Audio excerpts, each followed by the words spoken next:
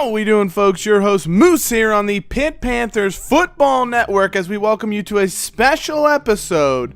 Because remember, I mentioned to you that I would be bringing the college football playoff into the Pitt Panthers Dynasty, and that's exactly what we're going to do. We're going to talk about the college football playoff. If you want to know more about how we're going to implement it, you can leave comments, and I will potentially make another video regarding that specifically.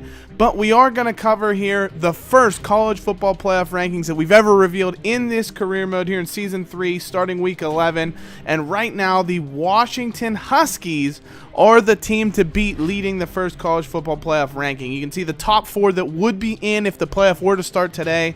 Washington, I have ranked number 1. Ohio State ranked number 2. LSU ranked number 3. Oklahoma ranked number 4, which is very different than what the AP Top 25 has. I think they have LSU 1, Ohio State 2, Washington 3, UCLA 4, Oklahoma 5. I ranked them this way. And I look at strength of schedule. LSU's 9-0, but they've really beaten nobody. I don't think they've beaten even anybody with above like a 500 record, really. Mississippi State maybe is the only team who's like 5-4. So LSU hasn't beaten anybody special. Washington just played Stanford and beat them by 30 points. And Stanford I have ranked number 14 in our poll.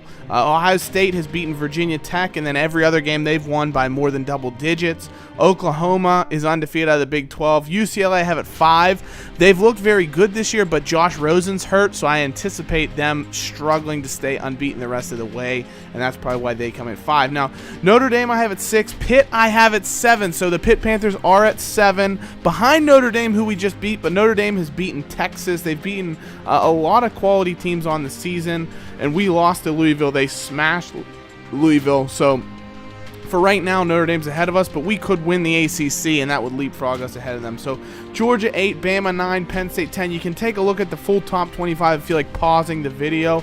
A lot of things to see. The ACC has 7 teams. That leads the way, although Pitt is the only team in the top 15. There's 5 unbeatens currently. The SEC has 6 teams in the top 25, including 3 in the top 9. And so it's going to be very interesting to see how things shake out. We're going to do another ranking before week 14. So article here: with the college football playoff on the horizon for the first time in this dynasty, the committees revealed the playoff field top 25 for the very first time following the completion of week 10 of the 2018 season. They're expected to release one more top 25 prior to week 14 and then finalize the playoff field after conference championship week. So let's take a look at some of the notable storylines coming out of the committee's initial rankings. Number 1, statement wins matter, especially at the top. LSU's top of the AP and coaches poll, but they haven't put together a statement win. Alabama is who they'll play next week, so they'll get their chance, but the committee's going with a "what have you done for me already" approach, and Washington finds themselves at the top because of that. They blew out Stanford 37-7 and have been impressive through their 8 wins. Ohio State has a 6-point win over Virginia Tech and otherwise have not won by less than 13 points in any other contest. LSU and Oklahoma have both squeaked out a number of wins, while LSU losing senior quarterback Josh Rosen to injury sees them on the outside looking as the lone unbeaten to not be in the top 4 playoff spots.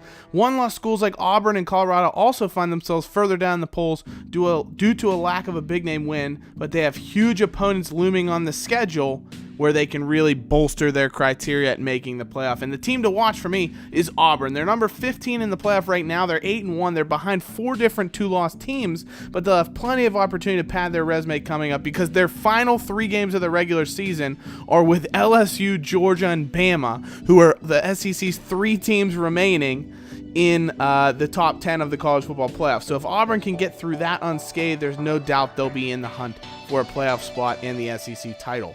And our final thing to watch: don't expect to see Arkansas State or any other Group of 5 school in the playoff.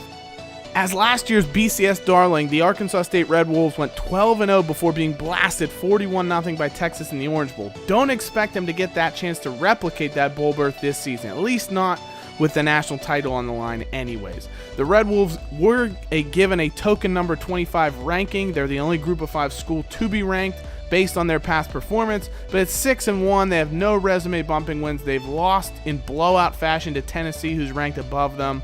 Nothing short of a miracle would get them into the playoff. So with no undefeated Group of 5 schools and pretty poor resumes as you go through the list, they have at best the chance to hope for a New Year's Six bowl in a one-loss season. So that's what we think about the college football playoff. Very exciting as we move forward. But for your Panthers, they're taking on Georgia Tech this week, and it's going to be very interesting because Georgia Tech has Lane Kiffin, who's bringing a scheme change to the Yellow Jackets. After a disappointing 4-8 campaign in 2017, Georgia Tech replaced option guru Paul Johnson with one-time wonderkind Lane Kiffin. He immediately has modified their offensive attack, giving them a more modern approach while still utilizing a potent rushing attack because of the players at his disposal from the Johnson regime. So Georgia Tech's averaging over 200 yards a game rushing and passing, but they have struggled against higher level competition. Their 4 wins have come against schools with 3 or less wins, while all 4 of their losses have been to schools with winning records, including getting blown out by both Virginia Tech and LSU.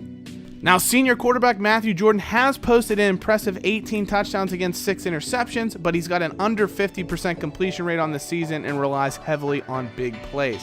Now, they do still have a potent rushing attack. Qua Searcy with 70-plus yards a game. CJ Leggett with 60-plus. So this battle could be over quickly with 2 strong running games that like to keep the clock churning.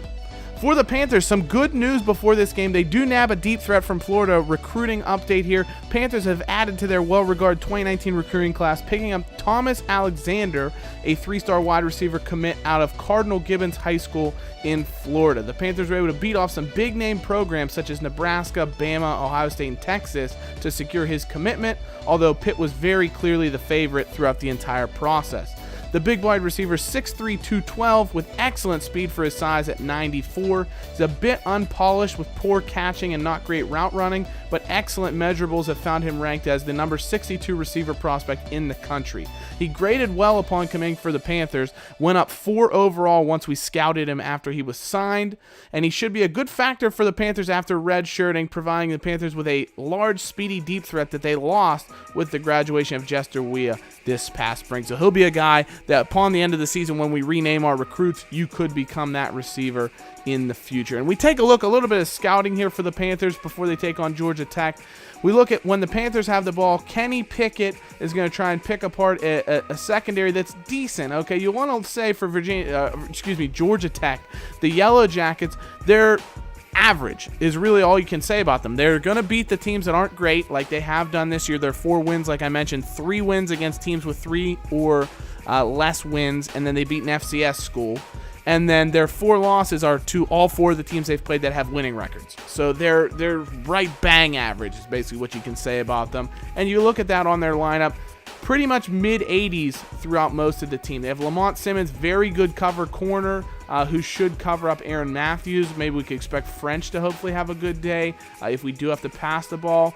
They're not great up front, all mid-80s at linebacker as well, so hopefully that means our running attack could continue to be strong as it has been this year. When Georgia Tech has the ball, Matthew Jordan, he's okay. He's got decent speed, so we do have to watch for him running the ball. Same with Searcy and Leggett, both very solid running backs that can move the football, but they have an undersized line, so when they're not running the option, they don't hold their blocks as well. I think we should expect to hopefully get some pressure on the quarterback when they do go back to pass.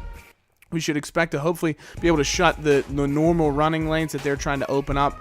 I expect it to be a comfortable win for us. Georgia Tech really hasn't done anything to impress me this season. They don't have a ton of options passing the ball. I don't think they have the linemen to really contain us and keep things open for Jordan very long. So I think we should come away with a pretty comfortable victory, but that remains to be seen. Let me know who you think is going to be the key matchup in this one for the Panthers. Let me know what you think the score is going to be. Let me know about the signing, what you think of the college football playoff. And as always, take care. We'll see you soon.